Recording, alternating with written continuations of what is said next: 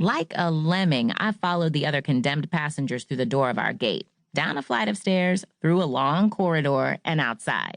A blast of Arctic air hit me full in the face, and I stalled. You have got to be kidding. Surely we aren't going to be traveling during a snowstorm.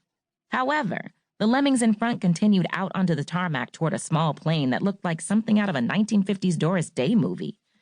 Those behind pushed and jostled around me, leaving me shivering in the doorway. I wrapped my pashmina more closely around my neck, braced myself against the wind, and made my way forward as fast as I could in my new Louboutin heels. A set of rickety metal stairs had been pushed next to the aircraft, and I grabbed a hold of the handrail and hoisted myself up the steps. About halfway up, my heel slipped off the tread, and I nearly fell backward. The only thing that saved me from bashing my head on the ground was the person behind me, who blocked my fall. Whoa, are you okay? Am I okay? If I were okay, I wouldn't be dangling 10 feet in the air, hanging onto a steel pole for dear life in sub-zero temperatures in the middle of a blizzard. I prepared to deliver a sharp retort, but was halted when I saw the black shirt and white collar of a priest. I wasn't a religious person, but I felt confident cussing out a priest would send me straight to hell. Do not pass go. Do not collect $200.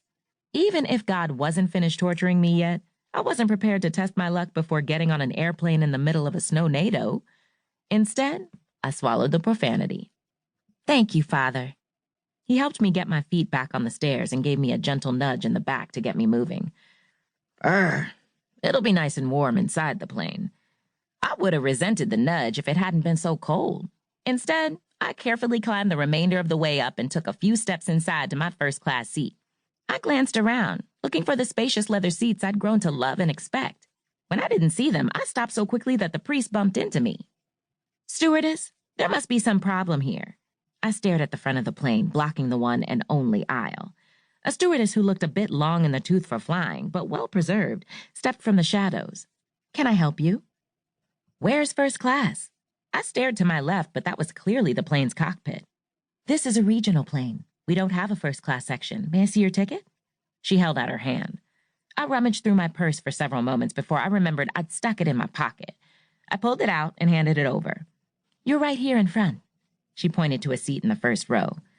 I wanted to protest, but she'd obviously been trained by the military to brook no opposition. Considering my dad was an admiral in the Navy, I recognized authority when I saw it. She took one step and maneuvered her body in a way that forced me to step toward the seat. Then she took my bag on the pretense of finding a place for it in an overhead bin. Before I knew what was happening, I was strapped in.